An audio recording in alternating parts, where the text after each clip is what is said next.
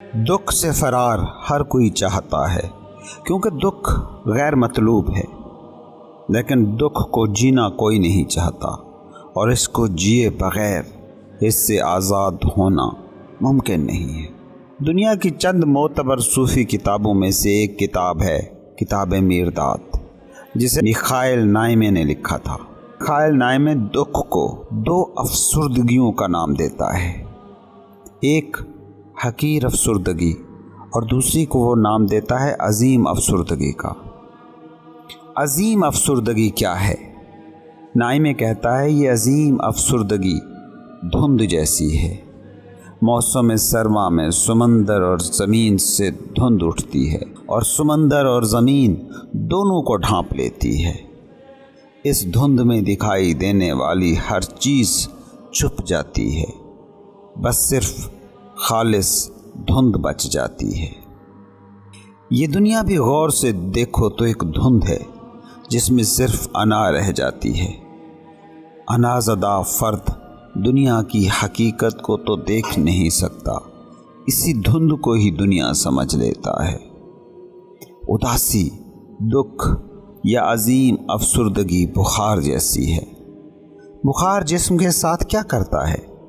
بخار جسم کی اس دفاعی صلاحیت کا نام ہے جو بیماری کے خلاف جسم دکھاتا ہے۔ اس بخار کا اتنا سا مطلب ہے کہ تمہارا جسم بیماریوں کے خلاف لڑ رہا ہے۔ اس بخار سے بیماری کے جراثیم ہی نہیں مرتے، جسم بھی کمزور ہوتا ہے۔ عظیم افسردگی بھی ایسی ہی چیز ہے، یہ دکھ کی وجوہات کو بھی کمزور کرتی ہے، مگر اس سے تم بھی کمزور ہوتے ہو۔ دیکھتے ہو کہ کبھی کوئی دکھ ہوتا ہے جو مسلسل تمہارے ساتھ رہتا ہے تو آہستہ آہستہ اس کی شدت کم ہوتی جاتی ہے، مگر وہ دکھ تمہیں بھی مزمحل کر کے جاتا ہے۔ جیسے کوئی چور تمہاری چوری کر لے تو اصل میں وہ تمہارا بوجھ ہی کم کرتا ہے، مگر تمہیں وہ نقصان کا احساس اور صدمہ بھی دے کر جاتا ہے۔ دکھ کو درست طور پر اگر تم جینا شروع کر دو تو یہ تمہیں دکھ کی وجوہات سے بھی نجات دینا شروع کرتا ہے۔ صوفی بھکشو دکھ کو بھی انلائٹنمنٹ کی راہ کا راہبر قرار دیتے ہیں۔ یہ ہے انلائٹنمنٹ بذریعہ بھوگ۔ صوفی حقیقت تک پہنچنے کے دو راستوں کی بات کرتے ہیں، ایک ہے یوگ اور ایک ہے بھوگ۔ یوگ علم کا راستہ ہے، نوئنگ کا، جس کے ذریعے سے تم اپنی اویئرنیس کو، اپنے شعور کو بڑھاتے جاتے ہو، اور ایک مقام آتا ہے کہ ساری کائنات تمہارے شعور کی وسعت میں گم ہو جاتی ہے۔ اور دوسرا راستہ ہے بھوگ کا راستہ۔ بھوگ وہ راستہ ہے کہ جس کے ذریعے سے تم دکھوں کو بھگت بھگت کر ان سے آزاد ہو جاتے ہو۔ دکھ کو جاگتے ہوئے بھوگنے والا شخص کتاب میرداد کے مطابق وہ شخص ہے جسے عظیم افسردہ شخص کہا جا سکتا ہے۔ عظیم افسردہ وہ شخص ہے کہ جو کسی بھی دکھ کو چمٹتا نہیں ہے، وہ تناؤ زدہ اور وقت کی قیدی دنیا میں مصروفیت اور عجلت سے آزاد ہوتا ہے۔ خوش لباسی، بول چال کے ادب آداب اور سماجی طور طریقوں کی پابندی کی دوڑ میں وہ لباس سے بے نیاز، طرز گفتگو کی بندشوں سے آزاد اور دنیا میں مس فٹ نظر آتا ہے۔ وہ ہنسنے والوں کے ساتھ ہنس نہیں پاتا، نہ رونے والوں کے ساتھ رو پاتا ہے۔ عام لوگ اعلیٰ سے اعلیٰ کھانے اور مشروب استعمال کرتے ہیں، مگر اس کا کھانا بے مزہ ہوتا ہے اور مشروب بے لذت۔ دوسروں کے رفیق حیات ہوتے ہیں یا وہ محبوبوں کی تلاش میں ہوتے ہیں۔ عظیم افسردہ وہ ہے کہ جو اکیلا چلتا ہے، اکیلا سوتا ہے اور اکیلا اپنے خوابوں کی دنیا میں محو رہتا ہے۔ دوسروں کو ذہانت اور سمارٹنس سے جینا آتا ہے، عقل و دانش کے وہ دیوانے ہوتے ہیں، جبکہ وہ اکیلا کند ذہن اور نا سمجھ ہے۔ لوگوں کے پاس آرام دہ ٹھکانے اور شاندار گھر ہوتے ہیں اور وہ اکیلا بے گھر ہے۔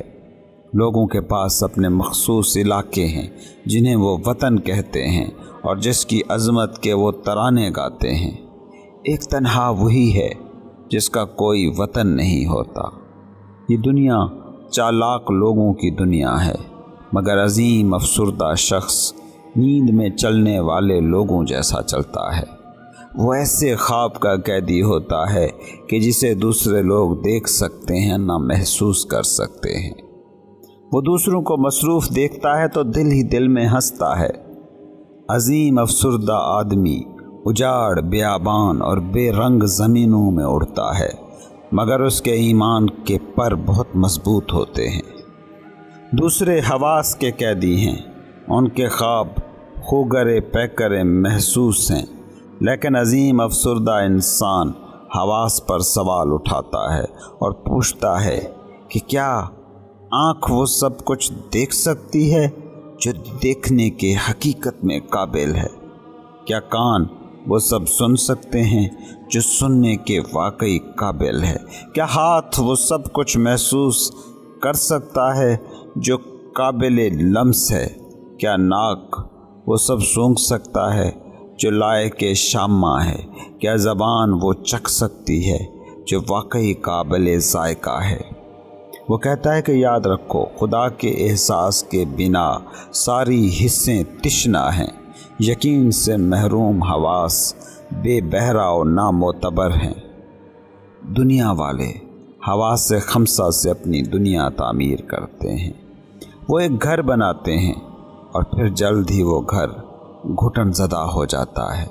پھر وہ ایک اور گھر بناتے ہیں، زیادہ بڑا، زیادہ ہوادار، مگر ایک وقت آتا ہے کہ وہاں بھی ان کا دم گھٹنے لگ جاتا ہے۔ پھر وہ نیا گھر تعمیر کرنے کے پیچھے بھاگتے ہیں، لیکن نیا سامان، نیا کاریگر ڈھونڈنے کی بجائے پرانے سامان اور پرانے معمار سے ہی وہ نیا گھر بنانے کی کوشش کرتے رہتے ہیں، اس وقت تک کہ جب تک قبر کے گھر تک وہ پہنچ نہیں جاتے۔ لوگ اس مچھلی کی طرح ہیں جو کڑھائی سے اچھل کر بٹھی میں جا گرتی ہے۔ وہ چھوٹے سراب سے بھاگتے ہیں اور فوراً ہی کسی بڑے سراب کی قید میں پہنچ جاتے ہیں۔ ایک نوکری میں اطمینان کا دھوکہ پالتے ہیں، پھر کسی دوسری نوکری میں وہی اطمینان دکھائی دینے لگتا ہے۔ کتاب میر داد میں افسردگی کو دو اقسام میں تقسیم کیا گیا تھا: عظیم افسردگی جو عرفان کی طرف لے کر جاتی ہے، اور حقیر افسردگی جو دنیا میں محو رکھتی ہے۔ حقیر افسردگی جو حواس کی قید میں رہتی ہے، اور عظیم افسردگی جو حواس کی قید سے باہر جانے کے راستے ڈھونڈتی رہتی ہے۔ حقیر افسردگی شک کی سطح سے بے یقینی کی طرف لے جاتی ہے، اور عظیم افسردگی شک کی سطح سے یقین کی طرف لے جاتی ہے۔ حقیر افسردگی انا کے ڈرامے کو حقیقت مان کر چلتی ہے، جبکہ عظیم افسردگی دھیرے دھیرے انا کے ڈرامے سے ہستی کی حقیقت تک لے جاتی ہے۔ دکھ کو، افسردگی کو حقیر مت سمجھو کہ یہ اصل میں وہ کوشش ہے جو تمہاری ذات قید سے نکلنے کے لیے کر رہی ہے، جیسے بخار اس کوشش کا نام ہے جو تمہارا جسم صحت کی طرف جانے کے لیے کر رہا ہے۔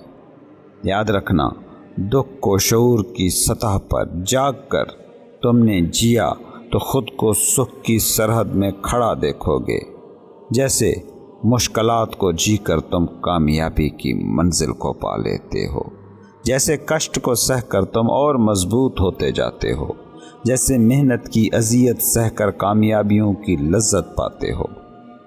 عظیم افسردگی میری نظر میں جاگ کر جی گئی افسردگی ہے، اور حقیر افسردگی سو کر پائی گئی افسردگی ہے۔